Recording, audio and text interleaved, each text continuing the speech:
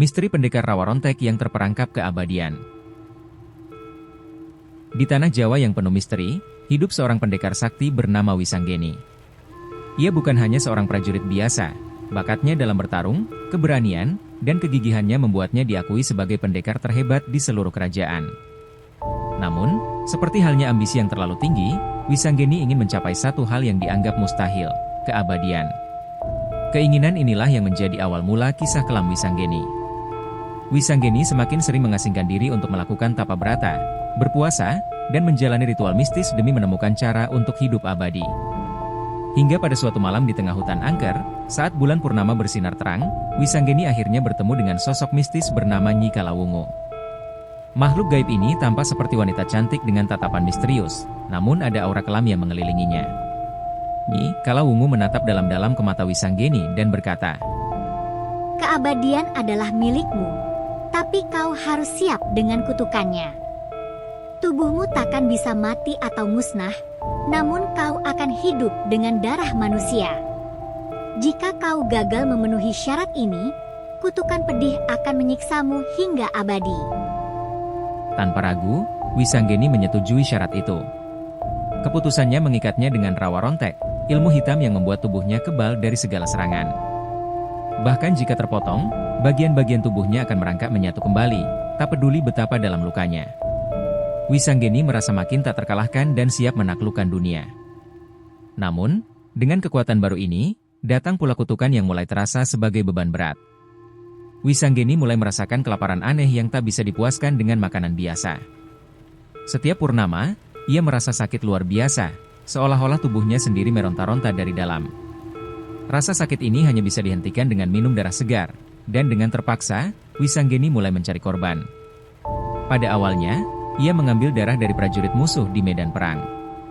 Namun, lama-kelamaan, kebutuhannya semakin meningkat, dan ia mulai memangsa rakyat biasa.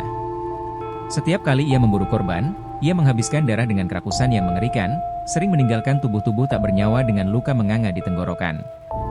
Penduduk mulai takut, berbisik-bisik bahwa pendekar mereka telah menjadi monster haus darah. Ketakutan semakin merajalela saat mereka melihat dengan mata kepala sendiri, bagaimana tubuh Wisanggeni mampu menyembuhkan luka apapun seketika, bagaimana ia bangkit meski dihujani senjata tajam. Di puncak kekejamannya, Wisanggeni bahkan tak lagi bisa membedakan antara kawan dan lawan. Ia menyerang siapa saja, meminum darah mereka tanpa belas kasihan. Keberadaannya tak lagi dianggap sebagai pelindung, ia menjadi teror bagi rakyatnya sendiri. Saat itulah seorang pertapa tua bernama Ki Wulung datang ke desa. Ia memiliki kemampuan mistis dan mendengar keluhan rakyat yang ketakutan. Ki Wulung mengerti bahwa kutukan rawa rontek hanya bisa dihentikan jika kepala Wisanggeni dipisahkan dari tubuhnya dan dikubur di tempat terpisah jauh dari tubuhnya, sehingga tubuhnya tak bisa menyatu lagi. Bersama warga, Ki Wulung mempersiapkan jebakan yang rumit untuk menjerat Wisanggeni pada malam purnama. Malam itu, di sebuah lapangan luas yang diterangi sinar bulan, Ki Wulung dan penduduk desa bersembunyi menunggu Wisanggeni.